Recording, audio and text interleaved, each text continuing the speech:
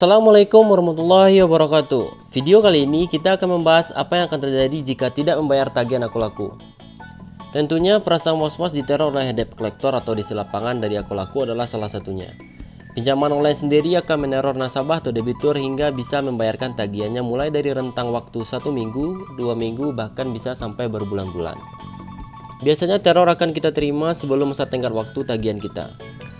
Risiko pertama yang akan kita terima adalah teror lewat media komunikasi. Mereka akan meneror bisa melalui SMS, panggilan telepon, WhatsApp, dan mungkin akan meneror melalui email. Ketika kita mendaftar Aku Laku, kita diminta untuk memasukkan nomor handphone yang aktif. Nomor yang kita daftarkan serta kontak darurat yang kita masukkan itulah yang akan mereka gunakan untuk meneror kita sebagai debitur. Jika kita waktu mendaftar memasukkan nomor yang asal-asalan, pendaftaran kita pun bisa ditolak. Makanya kita harus memasukkan nomor handphone yang aktif. Tetapi itulah yang menjadi risiko nanti jika kita telat bayar atau gagal bayar tagihan di Aku Laku. Yang kedua, debt collector. Debt collector akan datang ke rumah.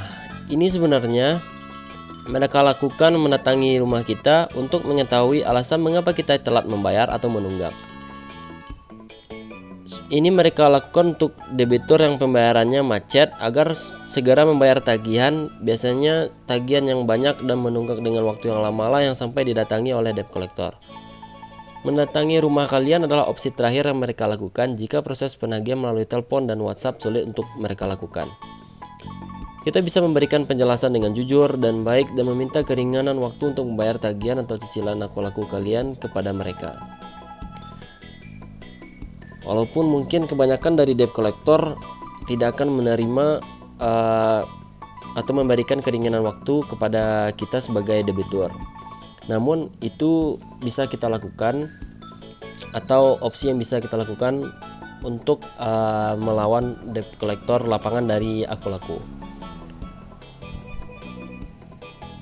Ketiga, masuk ke daftar hitam. Aku Laku sebagai aplikasi yang sudah berizin OJK tentu adalah sebuah aplikasi yang legal atau resmi.